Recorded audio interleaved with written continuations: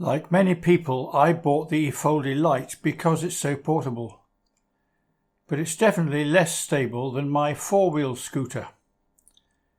In fact, the previous owner fell off, doing what his wife said was a show-off turn. The scooter didn't topple over, but he did. Despite what Efoldi say, three wheels will always need greater care than four, especially over rough ground, adverse cambers and curbs. Take precautions. Make sure the rear tyres are the same pressure, 30 psi. Approach curbs square on and slow down before turning. Three-wheel scooters have a tight turning radius, but they can tip quite easily.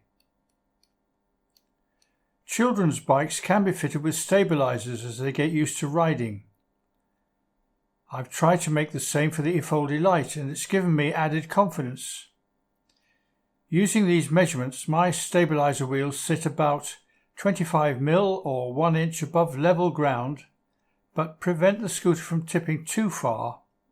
But, and this is a big but, if fitted, you cannot fold the scooter because the stabilisers have to fit across one of the folding hinges and extends each side. That's why I've made the whole thing detachable. Two tubes clamp across the frame behind the front wheel. The upper tube is about the same width as the rear wheels and has a 75mm trolley wheel at each end. The source is given in the text below. The lower tube simply clamps to the top tube and is just wider than the frame.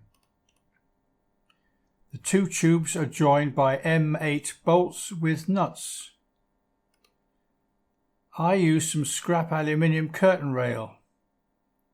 It's light, strong, fits the space available and is easy to drill and cut, but anything, alloy, steel or other metal could be used.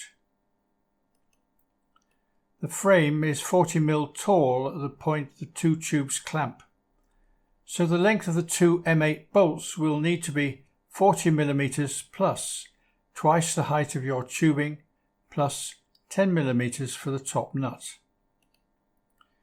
Instead of a conventional nut, I've used an M8 barrel nut. These are sometimes called female screws, sex bolts or Chicago screws, and they're used to fix furniture panels together. It presents a flush top so your foot is less likely to catch it when riding. It needs a 5mm Allen key which is easily carried, but if you leave it at home you can't detach the stabilisers for folding. A drill press for the 8mm and 10mm holes is useful because the holes have to line up accurately between the two clamps. 10mm holes are needed to fix the wheels, and if you use barrel nuts through the upper tube, they also are 10mm outside diameter. You might prefer anyway to drill 10mm holes in the top tube, even if you are using conventional nuts.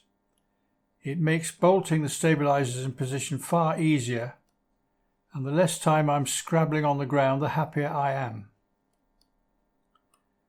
You'll probably have to cut off the M8 bolts to length, and do remember the old trick of threading a nut on first, so after the cut you can unthread it and remake the thread damaged by the hacksaw.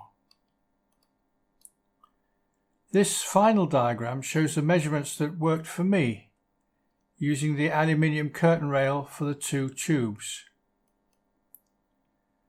And I've discovered when you reinstall, if you use a tennis ball or a block wedged under the lower tube, that will make life much easier. Happy and safe riding.